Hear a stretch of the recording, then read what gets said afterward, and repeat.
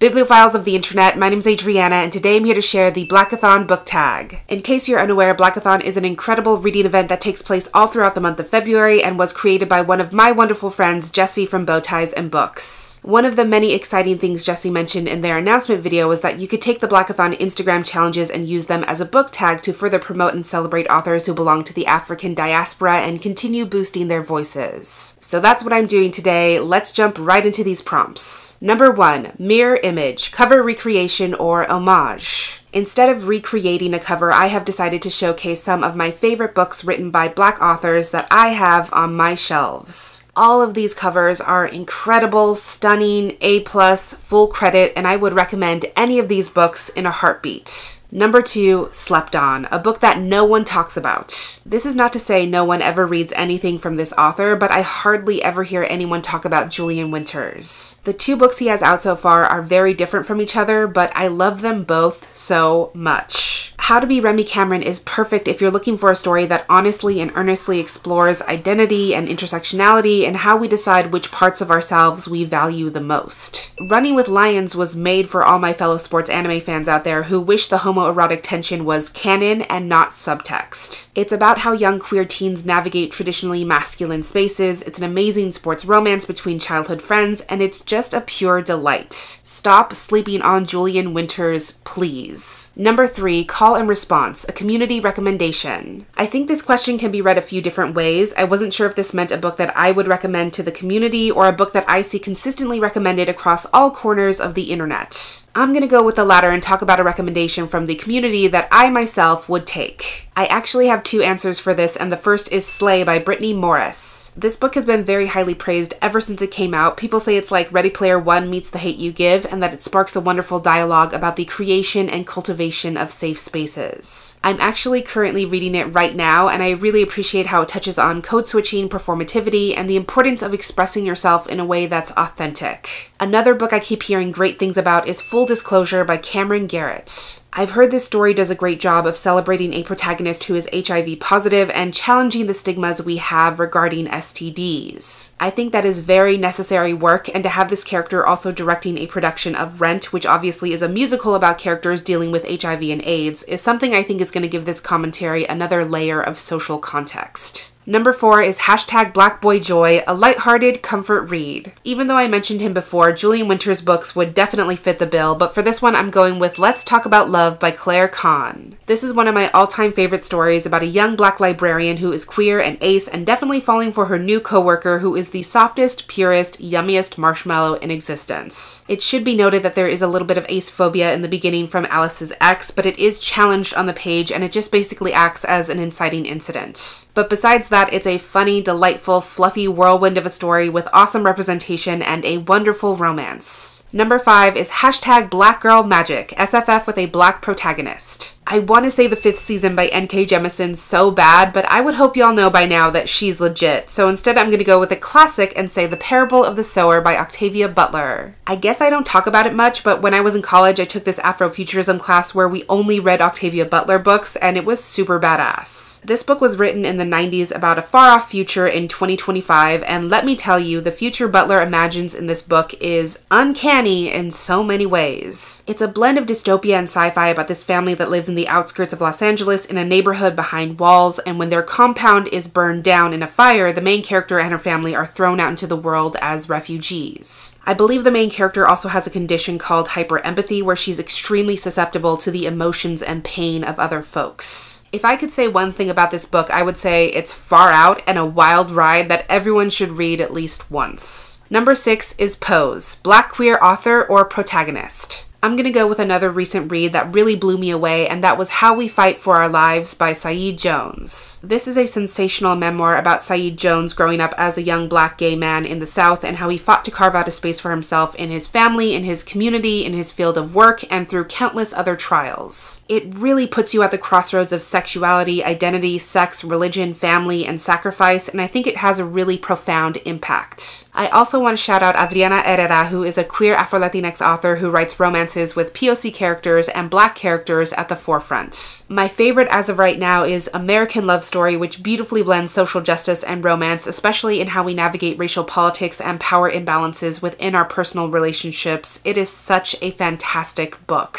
And number 7 is My Kitchen, a book covering Black mental health or disability. My mind immediately went to An Unkindness of Ghosts by River Solomon, which has a character who is autistic.